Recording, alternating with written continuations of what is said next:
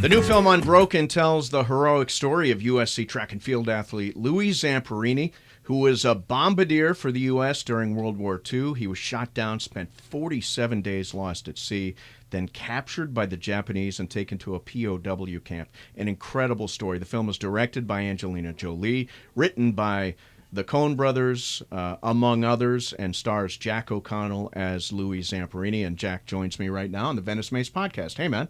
How you doing, mate? Good to see you again, Steve. Good to see you. Yeah, last time I saw you was at the USC Notre Dame game. I know American football is not your native sport, but what did you think of being in that environment?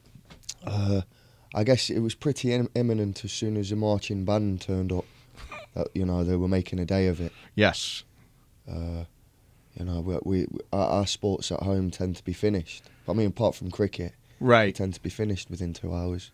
Yeah, games here are a little bit longer, which is great though, man. Yeah, spend the whole day away, and I don't know. You'd have to have a compatible relationship there. It's hard enough following football. Yeah, trying to. Now you follow obviously football in the UK. Yeah, your home team is Derby County. No wait, it's spelled Derby. It's pronounced Derby. Yeah. What's that about? What's the deal with that? Because I wrote it out. I'm like, I spelled it out as Darby, and then I read it, and it's Derby. Is that just the pronunciation? I think it must be more cultural differences between our two nations. Yes, there certainly are. What was it like growing up? What's Derby like? It's all right. Very humble, very realistic. I think, for want of a more descriptive term. You don't really get away with faffing around a lot, you know. Tell me what that word is. Faffing. Faffing. To faff. Well, just messing around. We can't swear, can we? I take it. Yeah, messing around. Messing around. Yeah. Well, it's too small a place, I guess. Yeah. To get away with lying and stuff. Do you know what I mean? Sure. Or yeah. So everybody knows everybody. Kind of, and it always catches up with you. Yeah. One way or another. So you learn that quick. Yeah. So how did? Now I've seen your film start up. I know you're a big star because of Skins over in the UK. How did Angelina Jolie find you to play Louie Zamperini? Well, she put out a global search, which required like a self-taping. So I just did that. I put myself on camera. Thankfully, I went to my old drama teacher for him to set it up so it felt a bit more like an audition. And that's what she responded to. So you actually just turned in a tape? Yeah, but that was after the initial notification. Okay. So you were one of how? Do you have a sense for how many? I think there were a fair few. Yeah. I mean, global. I mean, they were looking at Aussies. Wow. Not to mention Americans, and then somewhere along the line they stumbled across me. And what do you think she saw on that tape that made her feel like you were the one? Well, I don't know. Thankfully, I was at my old drama workshop, and it felt like an audition. So we were on our feet, and it was energetic. And we didn't stop until we felt satisfied. And that, you don't always get that luxury with these kind of things. So yeah, and apparently she responded to my accent, because I did the whole thing in an American accent, and then when we'd finished the scene, I think I said something at the end of the tape as me, and it kind of threw her a little, naturally. Well, I told you, in fact, when we were over at USC, that one of the most impressive things to me as somebody who follows the movie business is when someone who's British buries their accent and does an American accent. How tough is that?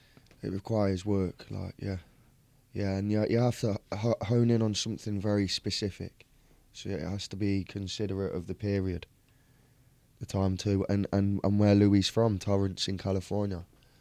So I had to identify something very exact and hone in onto that, because there's a range of accents here, right? Like everywhere. So you did what would traditionally what would be a Torrance, California accent? Well, hopefully, yeah. Yeah. Hopefully, and then you try or I try to anyway, detail that with some characterisms, take into consideration his upbringing. Yeah. I mean, English wasn't necessarily his first language. Yeah. So I always had that excuse if it went too wrong, Some people have wondered, and I actually wonder, how do you feel about being a British actor playing a great American hero like Louie Zamperini? Yeah, a lot of pressure, maybe added pressure. But I've been extremely lucky. I don't feel like anyone's trying to trip me up, or I don't feel like an outsider. Thankfully, I felt trusted by Angelina from the beginning as well, so I felt like I had somebody on my side. But yeah, tremendous pressure, because I mean, he's not your average either. He's an extraordinary human. Yeah. So, What's Angelina Jolie like on the set? I mean, you've worked with a number of actors or a number of directors over the years. You worked obviously with David Mackenzie on Startup. What's Angelina like on the set? um, like very engaging or engaged. She's focused and driven by something, and yeah, I don't know. I seen her motivate herself every day and exceeded the day before, and that was just from my point of view. And totally accessible as well. If you ever need to have conversations regarding the task at hand, she was always present for that too. But this really required someone to be very brutal with the schedule, very unforgiving there, and she was that too. She's totally compassionate with us, but incredibly driven in tackling the schedule also. So really, less a director, I don't think would have achieved this one. You are obviously Angelina Jolie and her husband Brad Pitt are like worldwide sensations everywhere they go. There are cameras. You've got a variation of that in the UK. You've got a lot of attention in particular because of your series Skins. Is there anything you drew from Angelina about the way to deal with that sort of paparazzi and tabloid stuff? Quite reassuring to see that they kind of don't pay any attention at all to it. Any of the headlines or any of the speculations, all of that poison. They seem kind of, quite free of it all, And I guess that comes with just appreciating what you've got. That's the approach that they seem to have from my point of view is they spend enough time with each other to know each other well enough to, I guess, not allow for any ridiculous rumours to come into play. But yeah, the whole thing's been, it accumulates since Skins for me, and doing all of that was a nice introduction to perhaps some version of the intrusion that you have to take on, or you have to allow for in your private life. So thankfully, whatever I learnt on Skins might back me up now, and yeah, thankfully. But good to see Angelina and Brad, pave the way. Yeah. And jostle with that version of superstardom. Before we get to Unbroken, I want to ask you about sort of that Skin show, which I have not watched, but I've read a bunch about. Mm-hmm. I can't think of a comparable American show that deals with sort of how old are the kids on Skins? I think I obtained that role at 17. Wow. So, And it deals with most of the issues that 17-year-olds or kids of that age deal with, everything from eating disorders to mental illness to drug addiction. Mm-hmm. What was that? Describe the show, because people in the States haven't seen it. I think where we felt original was that our show was created by youngsters, slightly a little older than the characters that we're portraying. But the writing team was a congregation of people around the same age as ourselves. So these scripts would come through drafts, and like I said, it would be a young person's voice from the beginning. And then we had our very talented creator of the show, exec producer Brian Owsley. He would always revise drafts, and it would always go through his supervision. So yeah, that's how the scripts would come about. And we were all very inclusive, we all really got on with each other. We knew for 2 years of our lives we were probably living the dream, really, for saying how young we were. And Bristol's a great city, and we had guaranteed work for 2 years. Yeah, and it became kind of a sensation in Britain, right? I guess so, in some respects, yeah. It was really well received, I guess, by our target audience and then some. So even parents or older generations were getting into it too. And like I say, that wasn't intended. But well, it might have been intended actually, you know, because the surrounding roles also were being played by pretty well-known, perhaps reputable actors, you know, John Bishop and Harry Enfield, popular comedians at home. So, you know, it was a really stellar production to be involved in as a kid. I read a story about, because earlier this year I interviewed David Mackenzie, who directed you in Start Up. Really? Out here? Out here, yeah. Cool. And I thought it's an amazing movie. But I read a story about a screening of Start Up, which is a pretty brutal film, where a bunch of kind of teen fans of Skins attended, and they were just they didn't know what to do with that. They didn't know what to do with kind of the darkness of that movie. Was there sort of that? I mean, was that sort of your breakout? I'm not the guy from Skins anymore. Yeah, I mean, it does me favours to not see it that way. You know, I have to contemplate what I have just been seen in, but with something like Start Up, you just get to evaluate the character on script value. You know. I got to know David Mackenzie a little bit and felt like he could realise the vision that we're all hopeful for. But no, you just treat every job separate, and then hopefully it accumulates. But I'd feel quite embarrassed if there were too much similarities between my roles. Mm-hmm. I don't really respect that with him. So Start Up, and I want to touch on it, and then obviously we'll get to Unbroken. It's set in a prison, and you play a juvenile offender who winds up in the adult prison. And it is just brutal. Your dad is on the same block. Ben Mendelsohn plays your father on the same block. Sort of describe that film. And I know you shot actually in a couple of prisons, right? Yeah. We used Crumlin Road Jail in Northern Ireland, which was very active during the internments out there. It's kind of got its own history, which was a little bit unhelpful for us, you know, pretending to be in Wandsworth prison. And you're seeing scrawlings from old IRA inmates and stuff, Wow. You know. So yeah, if the walls could speak, hey, you know, I'd still be there probably. Did the walls speak? It felt that way. There was certainly like a persona Mm-hmm. within there. And I've heard the set described as a character regarding Start Up.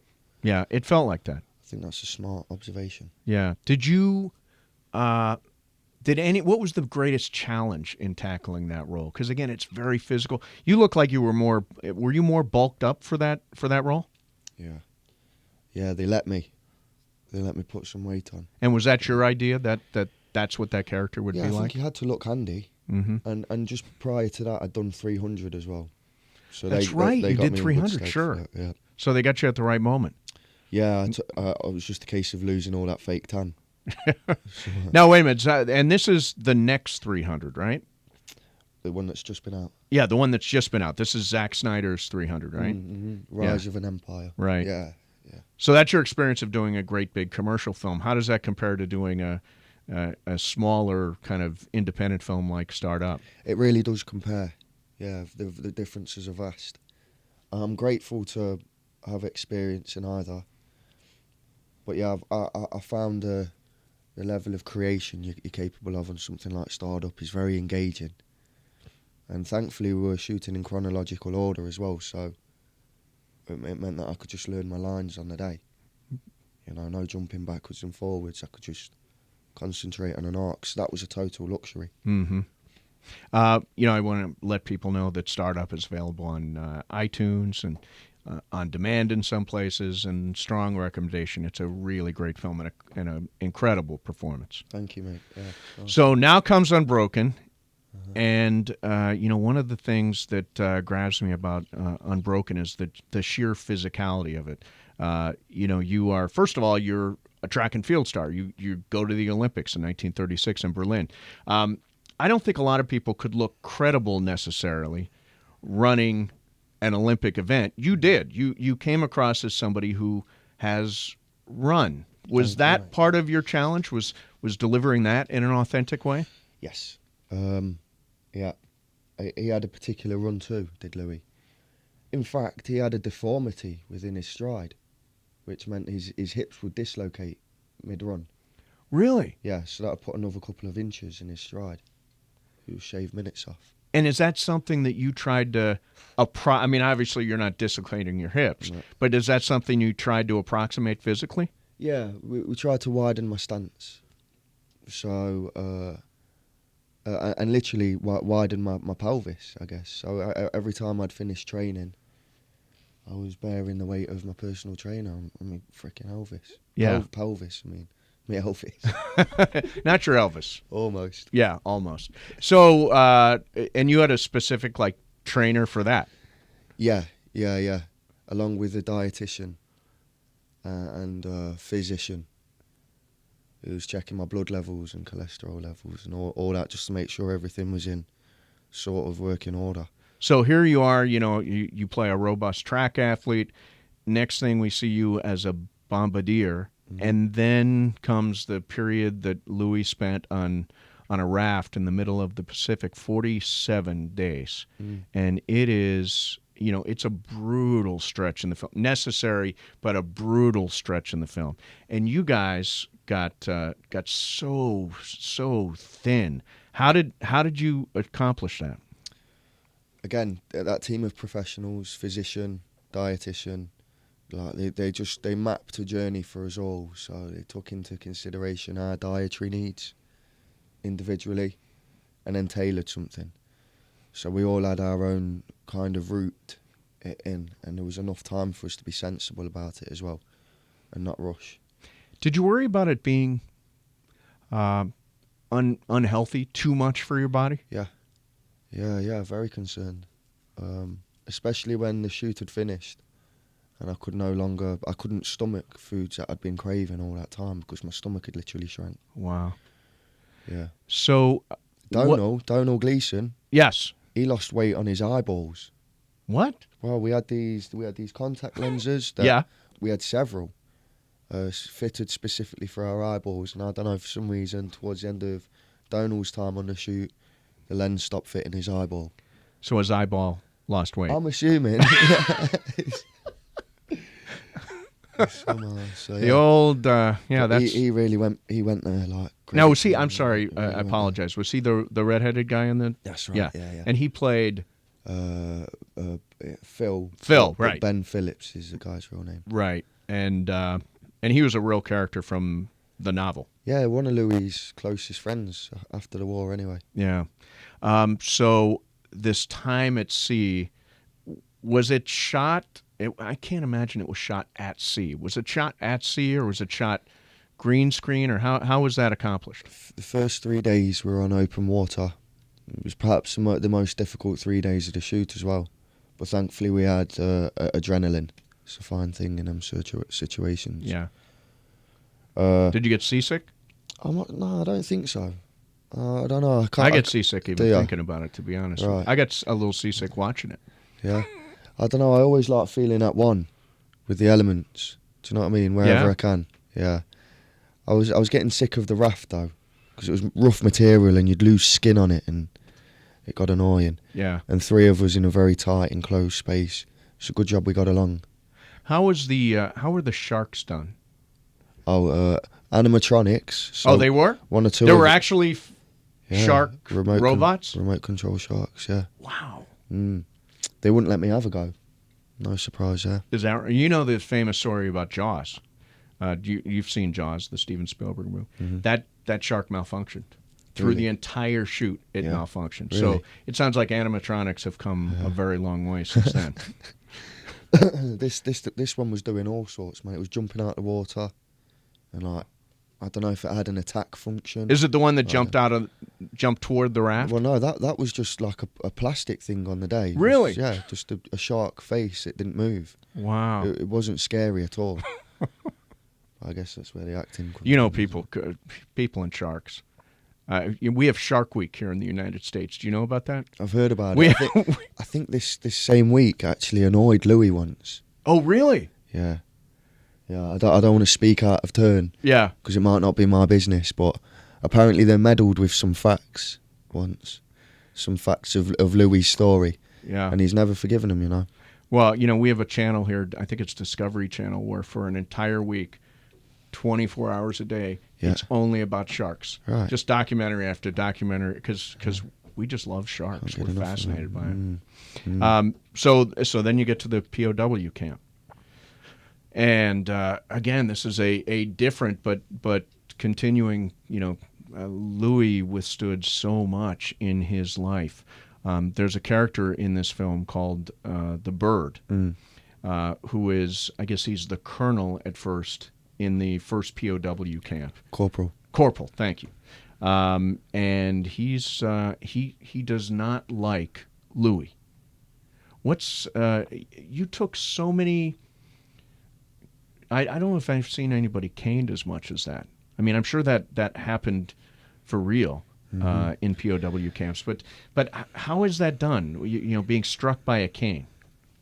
Well, I guess technically with trust helps in them situations, and thankfully Miyavi, the guy who plays the Bird in real life, he's not a cruel fella.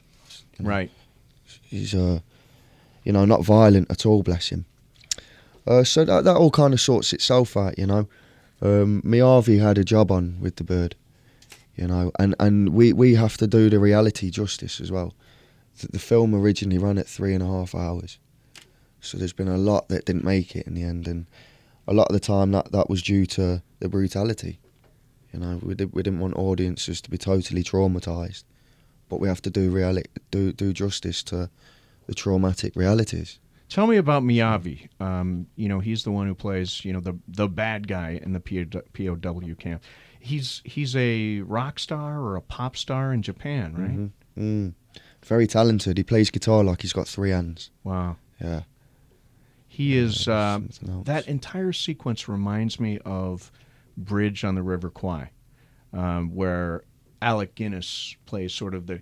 In terms of comparing, you would be kind of the Alec Guinness, and he would be kind of the Colonel Saito in that film. Mm-hmm. Is that a film that you guys referenced when you were making the film? Yeah. I'd only seen it once, so I only took little bits from that one, because we were quite inundated with references. There were a lot, which were all welcome, but sometimes you've got to also focus on the film you're trying to make first and foremost. But an interesting dynamic for Miyavi to get his head around, I thought, because what the Bird was wrestling with was his obsession with Louis. He envied him, and he wanted to be like him. He wanted Louis to like him. Yeah, but he was just in this in this isolated position of privilege that he was in, and I don't know, that just turned him into a bully. He was in a situation, a war situation as well. Yeah. So well, at one point, there's a very creepy moment where he sits down next to Louis, and he says that they're friends, or he wants to be friends. Mm-hmm. That's a bizarre dynamic, right? He wants to be friends, and he also is sort of the captor and the guy who delivers these beatings. That's a very, very interesting dynamic. We're all institutionalized in one way or another. I guess they got to eat more on the Japanese side. Yeah. But, they were all affected in one way. So the point is to not criminalize and alienate. That the story does that to itself. Right. The Bird did a good job of doing that for himself. So what we want to try and do is take an understanding, or at least aim, hopefully achieve one. Yeah, Miyavi that's an amazing performance. He needed to put some real humanity in there to just make that obsession complex enough for it to be, believable. And I don't want to give away the major plot points here. I just wanted to talk about a couple of moments that jumped out at me. Mm-hmm. Tell me what it feels like now to be in the midst of all of this, going to Q&As and doing interviews and not in the UK, but here in the United States. How's it different and what's it like? I guess at home we don't really experience the feeling of cinema being this important. Over here, cinema seems a lot more important. That's generally speaking. Mm-hmm. And so, since I come to Hollywood for the first time, you start to recognise the epicenter Mm-hmm. that you're in. I mean, it's a global epicenter for this business. So it's great to be here. It's great to be invited here, and to be promoting something that I still feel enthusiastic about, which I hear is not always the case with actors doing press. What? So I'm fortunate there. As you were growing up, what actors did you admire? Gary Oldman. Mm. I still watch him very keenly. I guess Macaulay Culkin. What? I would have watched Home Alone younger than he was at the time. Macaulay Culkin? Yeah. Hey, you know what? It's a classic Christmas movie. Are you kidding me? Home Alone is like a classic Christmas movie. Like I said, I was younger than the man himself when he was in the film. So yeah, I looked up to him. I was inspired by him in one way or another. I can only be honest. Yeah. No, it's a classic. That's a classic film. As you met Louie Zamperini. You met him in person. He passed away at the age of 97, just over the summer. What was I got to know Louie a little bit. How was Louie with you? What was your takeaway? What was your feeling about Louie? Very charming man. He had like a charm that was very identifiable within that generation, right? Mm-hmm. And I don't know. I just imagined him very popular back in the day. So he's very easygoing these days, particularly around women. I took a lot of pointers from his attitude with women. Meaning? Well, he's just very, very charismatic. Yeah, he is. And attractive to him even at 97. And there was I always felt with Louie there was like a joyfulness about him. There was a playfulness, a joyfulness. And I always wondered, knowing his story, how did he get to that? How did he get to the place where he could just be joyful about life given everything he'd gone through? Mm-hmm. Again, testament to their generation. So the selflessness was a common theme, wasn't it? I remember very early as well, while I was studying him. There was one description on him which said that Louie was always taught to approach everything in life with great cheer. And once I'd heard that, once I'd seen it written that was the description. Like, once you apply that to not only Louie but that period, you begin to get a sense then, I guess, of the etiquette, of the common mentality. And they had to survive. They had to come through a lot. And and the effect that had in strengthening communities and communal values at that time. I think Louie's charisma is very, very identifiable to that. It's funny about the opening sequences of the film. Louie is growing up in an Italian family in the UK. Now, I grew up in an Italian family. My mom's last name was Santa Croce. Mm-hmm. My grandmother made gnocchi. And so those images are very real to me when she's making gnocchi. Now, you're not Italian. Did you eat a lot of Italian food? Had you ever had gnocchi? Yeah, no, we made a point of at least eating gnocchi like twice before I shot. It was only right, really, wasn't it? I ate it not long ago.